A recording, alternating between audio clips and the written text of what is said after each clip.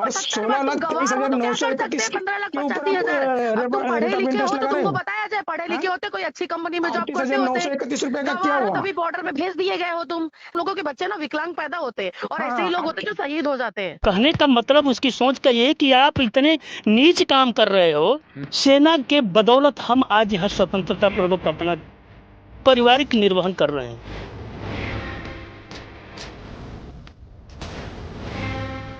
वो जाहिल खुद है, पढ़ी लिखी भी जाहिल है लोग। जो है कि माफी भी मांग रही हैं, रो रही हैं कि पता नहीं कैसे ये शब्द मेरे मुंह से निकल गया।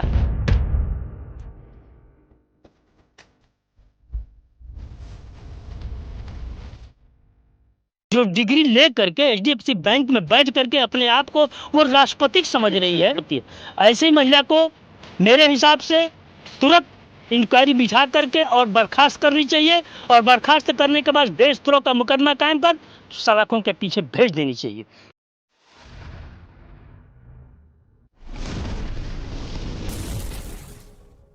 एचडीएफसी बैंक कर्मचारी और सीआरपीएफ जवान का एक ऑडियो जो सोशल मीडिया पे बहुत तेज़ी से वायरल था।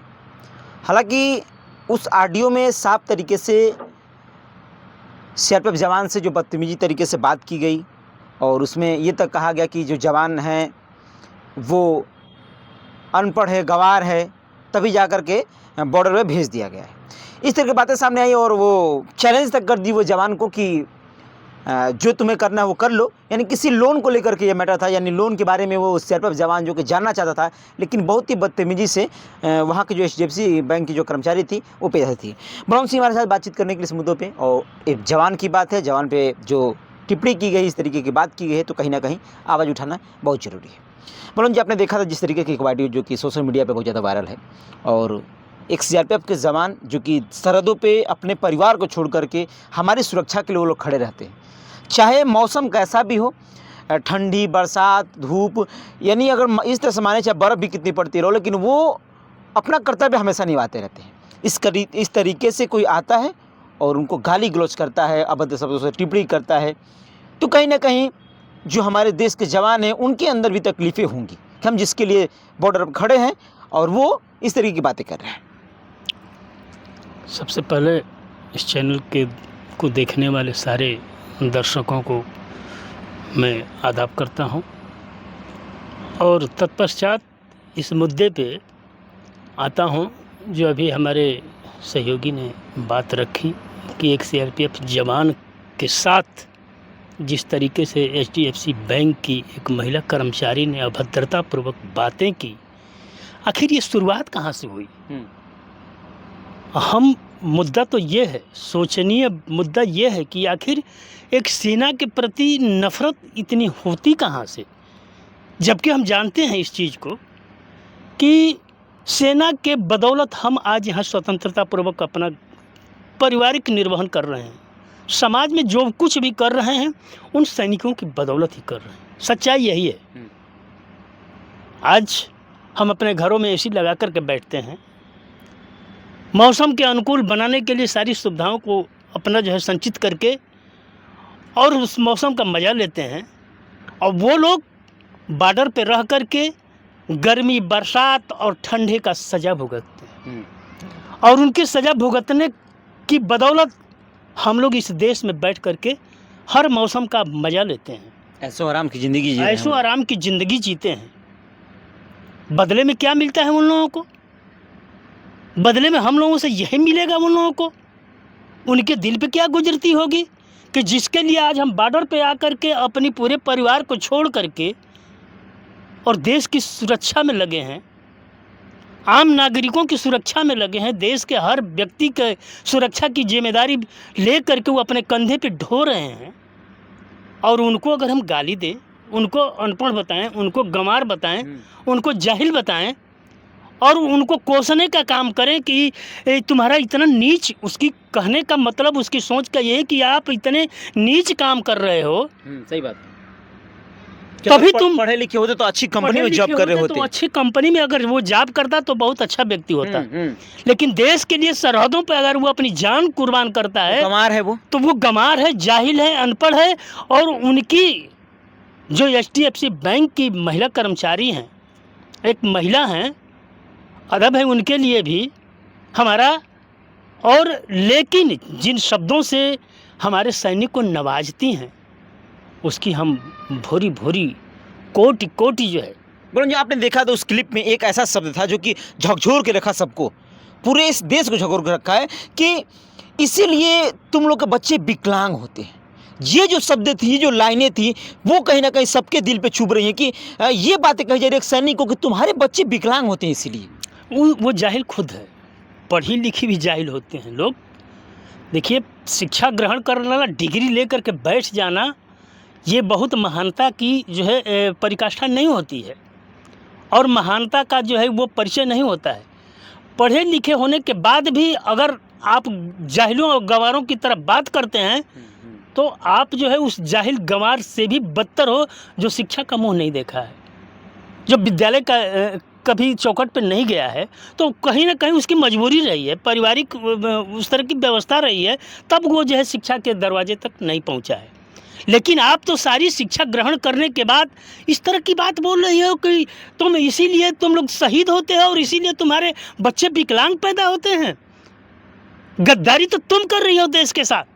वो देश के साथ वफादारी के साथ खड़ा व्यक्ति है जो तुम्हारे दरवाजे पे जा कर के 15 लाख लोन ले करके अपने तनख्वाह अधिक लोन था, 15 से अधिक लोन था, मान लीजिए जितना भी हो, लेकिन वो लोन ले करके अपने उस तनख्वाह से आपके लोन की आपूर्ति करने के लिए वो व्यक्ति संघर्ष कर रहा है कि हम अपनी परिवार की डेवलप करें, अपनी परिवार को विकास के लिए ले जाएं। कहीं ना कहीं उसका परिवार निश्चित रूप से कमज़ोर है, इसीलिए वो बॉर्डर पे है और इतना जो है कर्ज ले करके अपने परिवार के लोन दिया जाता है तो बहुत सारे दस्तावेज पे सिग्नेचर कराए जाते हैं। तो क्या वो दस्तावेज में भी होता है कि अगर कोई लोन के बारे में जानकारी ले या फिर लोन में दिक्कतें आती हों तो आप गाली दें, कस्टमरों को गाली गलौज से नवाजें, ये भी चीज़ें होती हैं क्या लोन सुनने? ऐसा कुछ नहीं है। वही तो मैं बोल रहा हूँ कि एक पढ़ा लिखा जाहिल होता है और एक अनपढ़ गंवार जो होता है उसको तो जाहिल हम कहते ही हैं। आपने देखा अब जो है कि माफ़ी भी मांग रही हैं, रो रही हैं कि पता नहीं कैसे ये शब्द मेरे मुंह से निकल गया, कैसा पता नहीं मैं कैसे ये सब बोल दी। अकड़ उसकी ढीली पड़ गई, इसलिए ढीली पड़ गई कि उसको उस फौजी के एक सैनिक को चैलेंज दिया उन्होंने, उसको जो है एक फौजी के होने का जो है ये महसूस हो गया कि एक फौजी होना कितना बड़ा काम है। मैं दिखाई दूं कि भाई मैं फौजी हूँ तो मैं क्या कर सकता हूँ, सरहद पे हाँ, मैं रक्षा कर सकता हूँ पूरे देश की। तुम्हारे साथ एक व्यक्ति नहीं खड़ा है, सही बात है, और उसके साथ पूरे देश का हर सैनिक खड़ा है। पर सैनिक की तो बात छोड़ दीजिए, वो मान लीजिए उनकी बिरादरी का हो गया है, वो तो चलिए वो अलग। लेकिन वो भी सैनिक जो भी होते हैं वो भी हमारे ही परिवार के होते हैं और हमारी ही सुरक्षा के लिए जाकर के बॉर्डर पे अब शहीद होते हैं और उनके बच्चे यहाँ पे विकलांग, वो बता रहे हैं कि विकलांग होते हैं। एक शब्द आपने देखा, कहा कि तुम जैसे लोग ही जाकर के शहीद होते हैं। ये कितनी दुख वाली बात है। बताओ, हमारे सैनिक के लिए एक महिला, हानि भारतीय महिला की बात करें और इस तरीके की बात कह रही है, कितना गंदा लग रहा है। उतना ही बात वो नहीं बोल रही है, उसकी बात को यहाँ पे बहुत ज़्यादा बोलने का मतलब है कि क्या बोले, बहुत ज़्यादा नहीं बोलना है, इसलिए कि उस सैनिक का अपमान होगा। हम उसके शब्दों को अपने जुबान से बोलेंगे बार बार तो उस सैनिक का अपमान होगा। और जानने को पूरी दुनिया सुन चुकी है उसकी जुबान को कि वो बोल क्या रही है। तो उसका बोलना ही जो है सबसे बड़ा ये चीज़ है, प्रमाण है कि वो कितने निम्न स्तर की सोच की व्यक्ति है, वो कितनी निम्न स्तर की जाहिल, अनपढ़ और गंवार महिला है। जो डिग्री ले करके, आपने देखा, एक मिनट बोल लेने दीजिए, जो डिग्री ले करके HDFC बैंक में बैठ करके अपने आप को वो राष्ट्रपति समझ रही है। इसलिए कि सैनिक के ऊपर अगर इस तरह की कोई टिप्पणी करता है तो सिर्फ राष्ट्रपति का अधिकार है, वो भी बंद कमरे में बोल सकता है, इसलिए कि राष्ट्रपति तीनों सेनाओं का प्रमुख होता है। तो अपने बच्चों के साथ वो डांट भी सकता है, बोल भी सकता है, लेकिन बंद कमरे में पूरे समाज के सामने समझाने के लिए, समझाने के लिए, बताने के लिए, अपने बच्चे के तरफ, बच्चे के साथ जिस तरह गार्जियन का व्यवहार होता है उस तरह से राष्ट्रपति का व्यवहार उसके साथ होता है। डांटने के लिए, उसको समझाने के लिए इस तरह की भाषा बोल सकती है, लेकिन वो भी बंद कमरे में, ताकि उसको भी एहसास हो कि हमारा गार्जियन हमको बोल रहा है। सही बात है। अच्छा, एक चीज़ मैं कहूँ कि उसमें आपने देखा, लास्ट में बात करूँ आपसे, तो कि उसने कहा कि मैं भी आपके जो कमांडो फैमिली से बिलोंग करती हूँ, मैं भी आर्मी से बिलोंग करती हूँ, मेरे भी घर में डिफेंस वाले हैं। तो ये कैसे हो सकता है? बताइए, एक डिफेंस की फैमिली से होकर के इस तरह की बातें होना, तो तुम विकलांग बता रही हो। तो तुम ये- खुद ही तो विकलांग हो, एक बात वो भी दिमाग से विकलांग हो। एक बात मैं आपको बता दूं, आप ये धीरे धीरे मामला साफ हो जाएगा और क्लियर हो जाएगा। वो किसी भी सैनिक के परिवार से इस तरह के बच्चे कभी नहीं होते हैं। वो निश्चित तौर पे उसको धौंस दिखाने के लिए कि तुम जिस फौज में रह रहे हो उसी फौज के परिवार से मैं भी बिलोंग करती हूँ, और जिस परिवार से तुम बिलोंग करती हो वो उसी परिवार के तुम पढ़ी लिखी एक महिला हो और तुम बोलती हो कि तुम्हारे बच्चे जाहिल होते हैं, गंवार होते हैं, अनपढ़ होते सही हैं। बात है। इसका मतलब तुम प्रमाणित कर रही हो कि हम पढ़ लिख करके भी अनपढ़ हैं। वैसे व्यक्ति के बारे में तुम बोल रही हो जो व्यक्ति तुम्हारे परिवार में है। ऐसा हो ही नहीं सकता है। निश्चित तौर पे ये उसका फाल्स मामला है, जो गलत बोली है कि उसके परिवार में भी फौजी है। जिसके परिवार में फौजी है वो फौजियों का रिस्पेक्ट जानता है कि फौजी क्या है। कैसे जब सालों संघर्ष करते हैं सालों वो लोग। बिता करके घर आते हैं और घर आते हैं 2 महीने के लिए, 14 दिन के लिए, 15 दिन के लिए, 1 महीने के लिए, और फिर बॉर्डर पे चले जाते हैं। अपने उसी दिनचर्या में, आपकी सुरक्षा में, देश की सुरक्षा में लगे रहते हैं। तो उस फौजी के हर एक बच्चे को पता होता है कि मेरा पापा, मेरा चाचा, मेरा बेटा कितनी दुरूह परिस्थितियों में रह करके और देश की सुरक्षा कर रहा है, हमारी सुरक्षा कर रहा है, और किस तरह से उसके बदले में उसको इतनी कम पैसे मिल रहे हैं कि इस जैसी गिरी हुई औरत, जिसे अनपढ़, गंवार, जाहिल कहना भी कहीं से अतिशयोक्ति नहीं होगी, वो उसने इस तरह का आरोप लगाया। ये देखने वाली बात है। चलिए ठीक है, ये जांच का विषय है और जांच भी हो रही है। जिस तरीके से एक सैनिक पे इस तरीके की टिप्पणी की गई, जो सैनिक सरहदों पे पूरे देश की रक्षा कर रहे हैं, हमारी रक्षा कर रहे हैं, वो अपने परिवार को छोड़ करके वहाँ हमेशा रहते हैं। लेकिन अब जांच हो रही है और कहीं ना कहीं वो अब माफ़ीनामा भी आ करके आपने देखा जिस तरीके से अब वो माफ़ी भी मांग रही हैं, गिड़गिड़ा रही हैं कि पता नहीं कैसे ये मेरे मुँह से ये शब्द निकल गए। मैं भी इस फैमिली से बिलोंग करती हूँ जी। अब वो जाँच के विषय कहीं ना कहीं उनको एक सज़ा तो मिलनी चाहिए ताकि आगे कोई इस तरह की प्रक्रिया ना करे। मेरे हिसाब से एक फौजी के लिए इस तरह की भाषा का इस्तेमाल करना ये देशद्रोह के मामले में आता है। और ये एक उसके ऊपर देशद्रोह का मुकदमा कायम करके उसको जो है जेल के अंदर डाल देना चाहिए। और उसकी हेकड़ी कम से कम उस संस्था से जब वो बर्खास्त हो जाएगी तो उसकी हेकड़ी निकल जाएगी कि हमारी पढ़ाई लिखाई की वजह से हम एक अच्छे कंपनी में जॉब कर रहे हैं, HDFC बैंक में काम कर रहे हैं। उसको सरहद पे काम कर, हाँ, एक सरहद पे काम करने वाला व्यक्ति गवार होता है।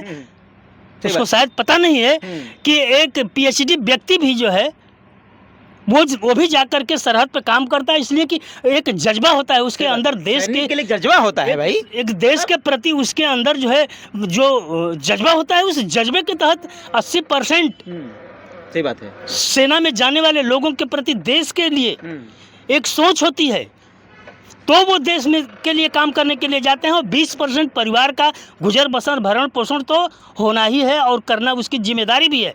लेकिन सबसे पहले वही व्यक्ति जाता है सेना में जो जिसके दिलो दिमाग में देश के लिए कुछ करने का जज्बा होता है, सोच होती है। ऐसी महिला को मेरे हिसाब से तुरंत इंक्वायरी बिठा करके और बर्खास्त करनी चाहिए, और बर्खास्त करने के बाद देशद्रोह का मुकदमा कायम कर सलाखों के पीछे भेज देनी चाहिए।